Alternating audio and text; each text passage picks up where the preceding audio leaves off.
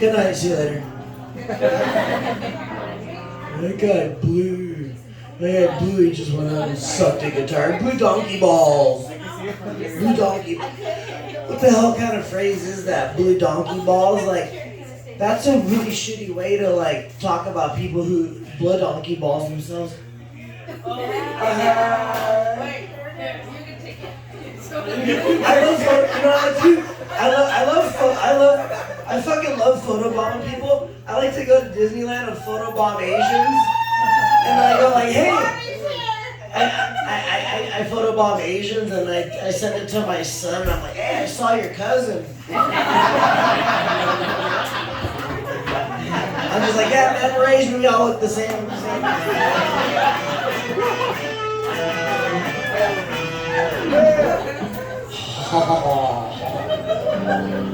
I was making fun of Asians. You know what? Like it's cool because people can't tell what the fuck I am. I just kind of make they can't.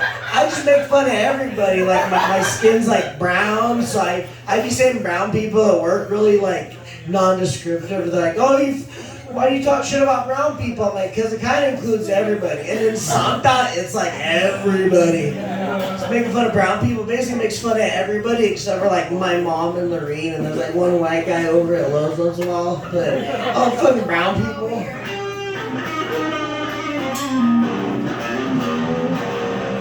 Brown people, very inclusive.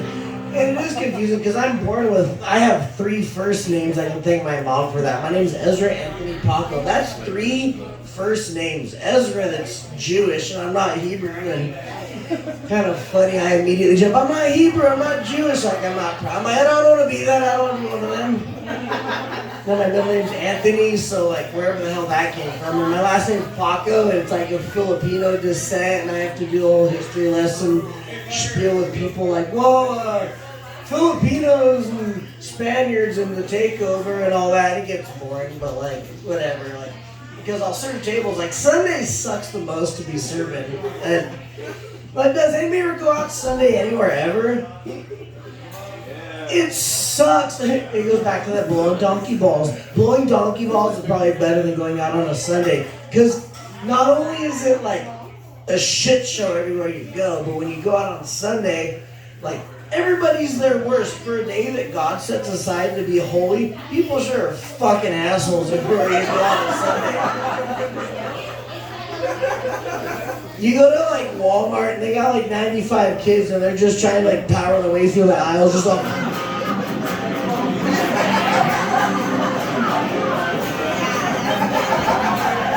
Get the fuck out of there, my kid needs Beyblade.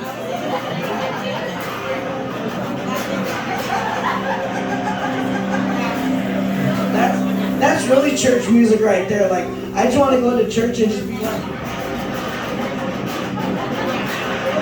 that's what religion makes me really feel like. Because everybody's always like, you know what? Oh, you know what? My church is different. Like, you got to go to my church. No, like, it's different. Like, how, like, what do you do? Well, we worship Christ. Like, oh, no, you're the same like everybody else. Like, oh, no, we sing. Like, they all sing. It doesn't matter, like, no, you're missing the comedy show. Like, no, come on, come back to bed. Come on. Come back to bed. Hey, hang out. Watching this Asian Jack Black looking motherfucker.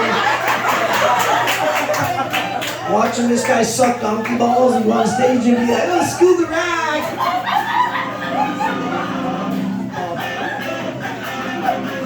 Yeah! I'm Jack Black.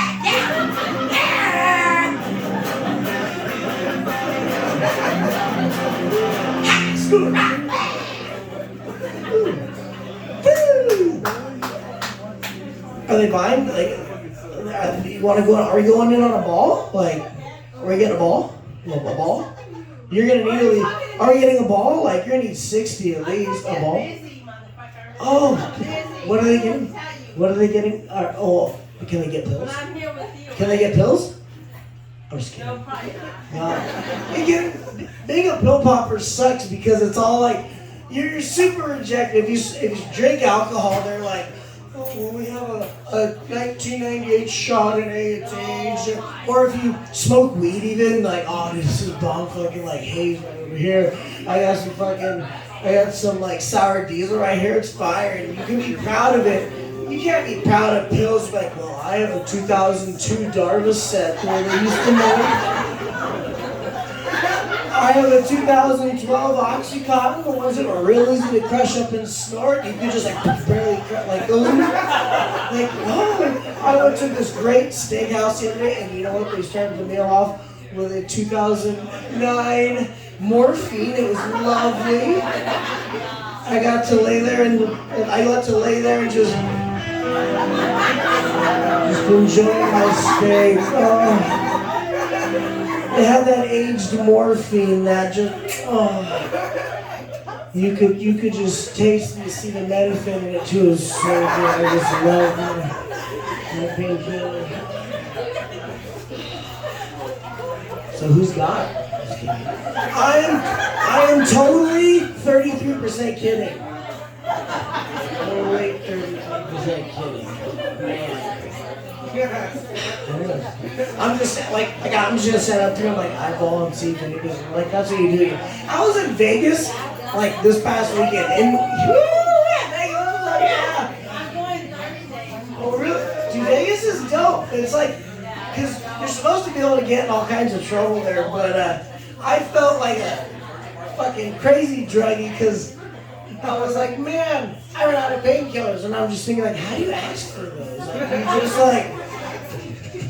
like turning McGruff the pill dog. I'm just like, oh my god, like, yeah. So I looked for the older people, and this one lady had like a fucking walking boot. Because they don't just give them to young kids. Like, if you're young, they're like, hey, you fucking druggie. But if you're older, like, yeah, your life kind of sucks. So they're just like... It sucks, though, because, like, my mom's in her 70s. The doctor don't give her fucking shit. The doctor's like, oh, you hurt? Well, fuck you. Now that takes the pain away and, like, kick her down the stairs. Like, well, now you're hurt from kicking... Now you're going to feel worse because you fell down the stairs. So now they're not giving you anything. They fucking... treat him like that sucks. But Vegas is badass. Like I didn't know how to ask people either. It's like, should I ask or like how do you approach people? There's no right way to do it, and you never know. I'm just like trying to be all slick. I'm like, oh yeah, like did you ever hear the news how people are dying from do you have what they're dying from? Do you have what they're dying from? Hand it over. I want to die.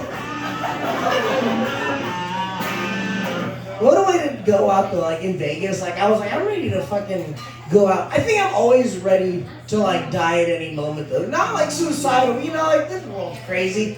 When I was younger, like my dad would watch the news, he'd be like, oh, it's gonna be the end of the world. Like you'd hear all these weird things like, oh, it's gonna be the end of the world. A meteor's gonna hit the world and knock it off its axis. And I'd be all afraid, like, is today gonna be the day the world ends? And I was so afraid of it all.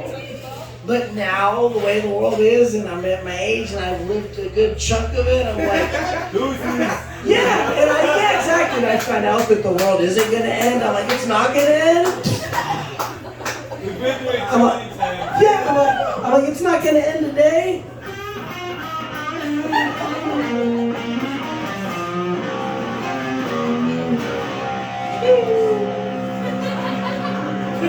It's not gonna end. I think it's just because I'm aching to get to heaven to ask God the really important questions. Like, look, God, you know, be real with me. Like, what happened to all the left socks? Like, where did they go? Oh, you almighty powerful God, what happened to those socks that I lost?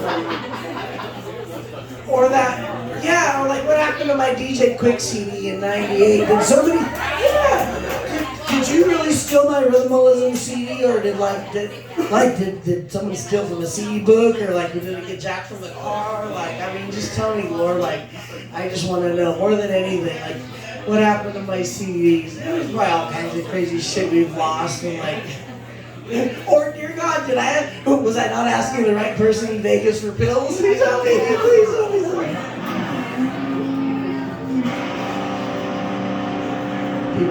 I like saying this kind of shit at work too. It's funny, dude. They know I'm looking for another job because it's just like I get tired of serving tables, man. Like, you know, I was walking by this table today and I'm thinking, I hear this, and this was fucking weird. Like, they were just wandering around the restaurant. They weren't happy with where they sat. And they kept getting up, looking. I'm like, the table's not going to get any better somewhere else. The food, you're going to sit over here and like, oh, well, now your buffalo wings are fire.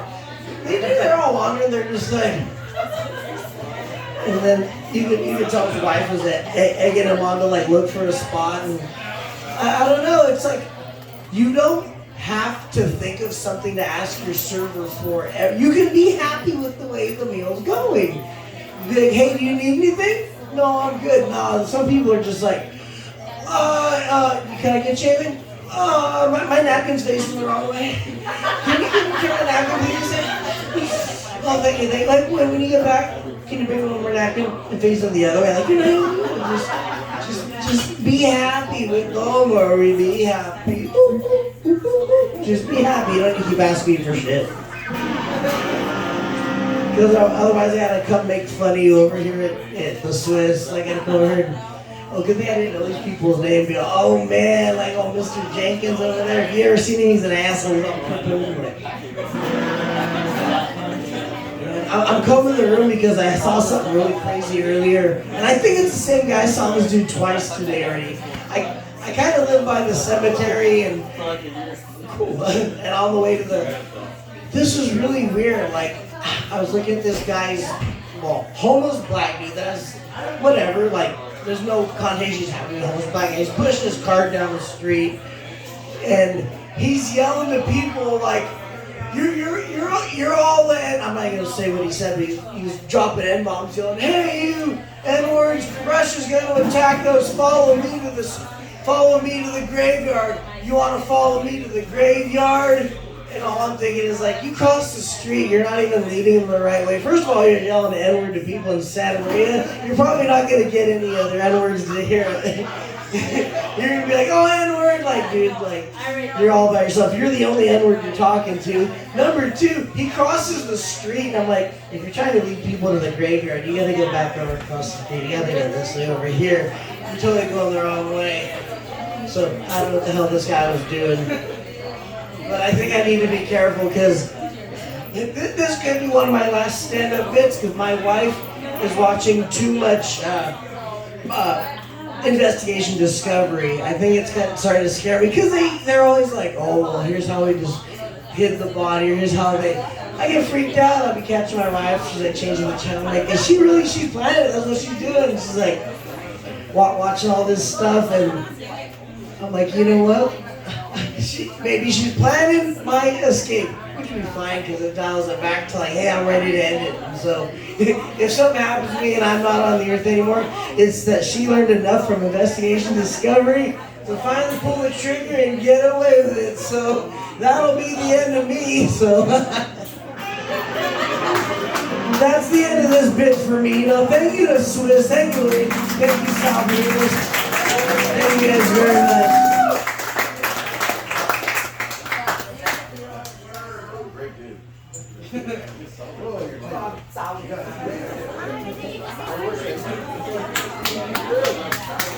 Yashar Kafi, ladies and gentlemen,